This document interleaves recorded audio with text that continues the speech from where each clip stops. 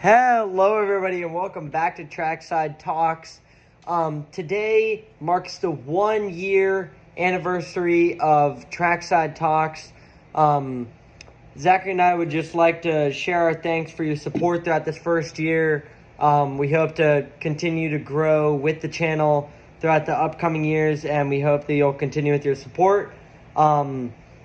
Similarly, today was also the first race that we ever watched, which is the British Grand Prix.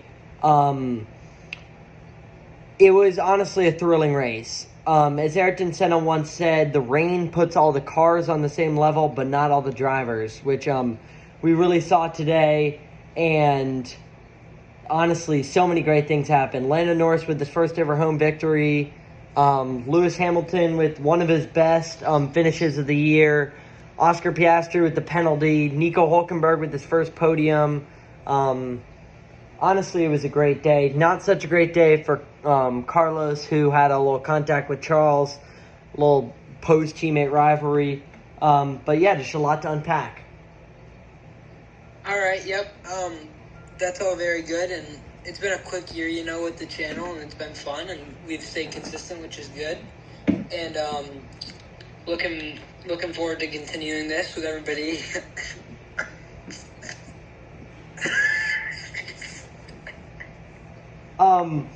So what are your main takeaways from this race, regarding different drivers and just where they placed and what the rain might mean for that? First of all, every single rookie DNF'd, besides Oliver Behrman, and I think that shows, that, in the rain, driving an F1 car is just so hard. If you aren't experienced with it, it's very hard to do it successfully, and a lot of, we saw a lot of the veterans doing better today. Hülkenberg in third, Lewis in fourth, Max in fifth, Lance in seventh, Fernando in ninth. A lot of the older drivers, So I think, that just shows how hard it is to drive an F1 car in the rain, how it takes a lot of time, and I think an amazing drive from Nico Hülkenberg. Obviously, a little bit of luck with the rain and the pit stops, but great strategy from them, and I think that's pretty cool. Yeah, I completely agree. And I also think we need to give him some credit for not only did he get his first ever career podium with Sauber, but also he went virtually last to first, which is just, it really is a veteran move. And I think it was just a great day for him. I think, honestly, almost everybody was happy except for maybe Carlos and Oscar. Speaking of which, what did you think about the penalty for Oscar? I think it's a little bit harsh. I didn't actually see the full story. Why did all that end up happening anyway? What did he do under a safety car? He slowed down too quick. Yeah, he braked too heavily under the safety car, which I agree with him a little bit that's a weird penalty. But also looking at the footage, you can clearly see that from him. And anything that makes racing more dangerous should not really be accepted, but maybe a little bit harsh, maybe a 5-second or just I don't know. A different penalty might have sufficed a little bit better. Super happy for Lando though, and what this means for the World Drivers' Championship is now that's closed to well under 20 points. I think it might even be under 10 points now. I can check. So super close title race, and honestly that's just going to be great for Formula One. Yeah, the title race is 8 points now. Yeah, 8 points. Extremely close. So that's really just right. It's I'm really happy that Lando closed that. I also hope, like we spoke about last time, that there's no end of the season rivalry that gets intense. But yeah, honestly, it should be a great season, and I hope that we get to see a couple more winners, like maybe Charles or maybe Lewis or maybe Kimi.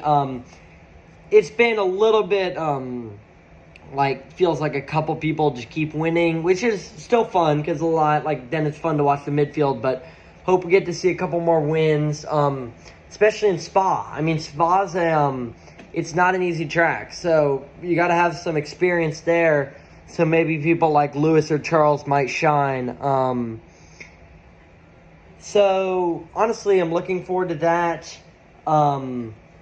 Yeah, should be good. Speaking of which, shall we make our predictions? For Belgian Grand Prix. Also, one more thing, the Belgian Grand Prix, I think this will be a great one. My favorite one of the year last year, besides obviously Sao Paulo, because Esteban did so well, but I think this is the best track.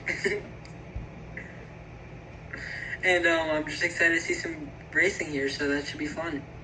Yeah. And okay, my predictions. Should I get to them? Yes, you should go and get to them.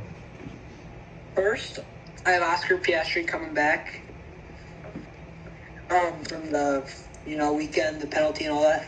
Second, then I have George Russell. Third, Lando Norris. Fourth, Max. Fifth, Charles.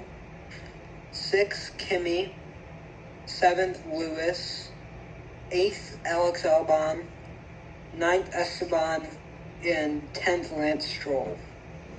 There you go. Very good list. I actually have a new winner coming in today's or the next GP. I have P1 Charles Leclerc, P2 Oscar Piastri, P3 Lando Norris, P4 Lewis Hamilton, P5 Kimi Antonelli, P6 Lance Stroll, P7 Alex Albon, P8 Carlos Sainz, P9 Max Verstappen, and P10 George Russell. So I got a bit of a mixed up top 10 for the next race, but it always should be fun. And we will catch up with you guys after that race. That should be all for this episode. Again, thank you. 1 year. We had 1 year. It was really fun, and we can't wait to continue this journey. Thank you. Goodbye.